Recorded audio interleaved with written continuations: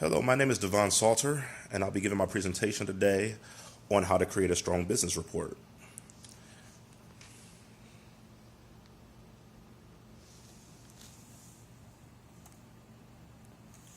Steps to keep in mind when you are putting together a business report or any kind of report. First, you must plan the report. Ask yourself, what's the purpose? If you don't have a purpose for the report, you're really just writing a blog, so to speak. Ask yourself why this needs to be documented, or what situation is this addressing. Without that definition, not only will your audience be lost, but you yourself will be lost as well. Next, you want to select a report format.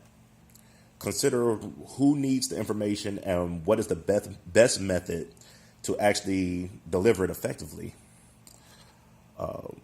It doesn't do any good really to send an email to someone who doesn't check their emails, obviously, but you just kind of keep these things in mind. If PowerPoint presentation is not going to be effective, or it can't be given in a timely manner, then you might want to send a business letter. These are all things to consider when you are putting together a report and sending it. Organize the report. Take things that are more time sensitive and consider that information first. And what you want to do really when you're organizing a report, if there are things that are urgent, mention them in the beginning of the report so that people hear it. And you want to mention it again towards the end of the report because it's urgent. These are things that need to be heard, and it is something psychologically that happens when somebody hears something repetitively. They get a sense of urgency and they understand, okay, this needs to be done.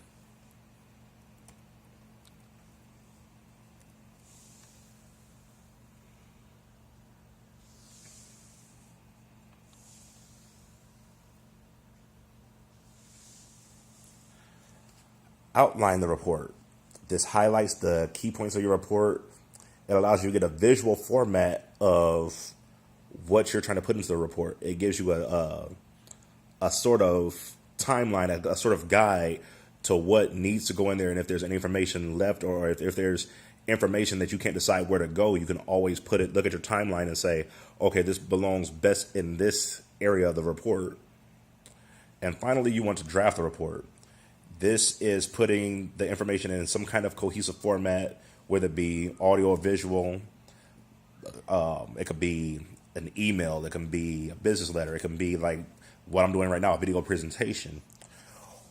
What this does is it puts once you draft the report, you actually have already decided what the best format is to present and how you're going to present it to your audience. So this is the final part of putting together a strong report.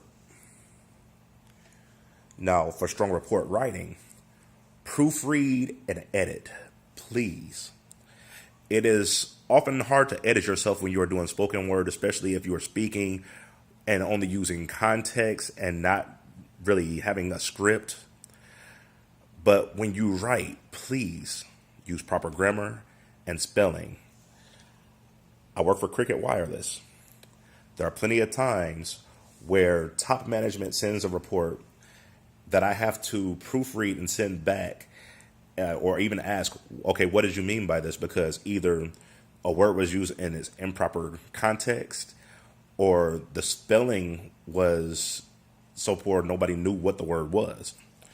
So the last thing you want to do is not edit or proofread materials that are being sent out.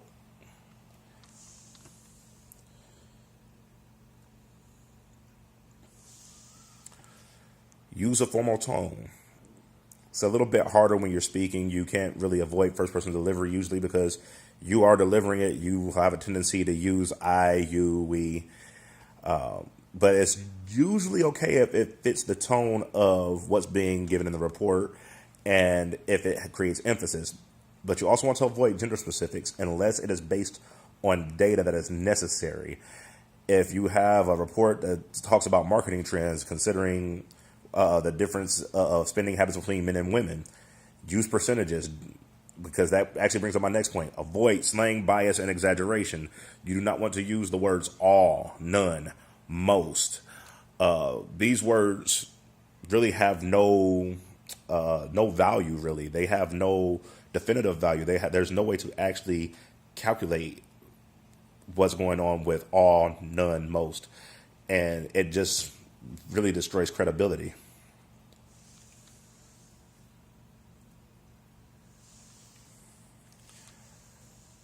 I will have to show this a little bit longer.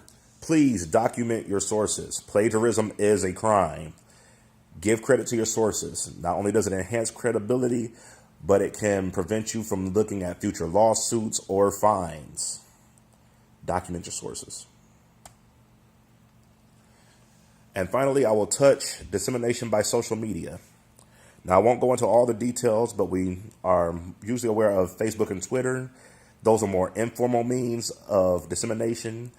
You can gain customer traffic by word of mouth, reviews, there's ideas, complaints, etc. But that is more informal. Now, LinkedIn is more formal and used mostly between professionals, other businesses. These are some things to consider with social media.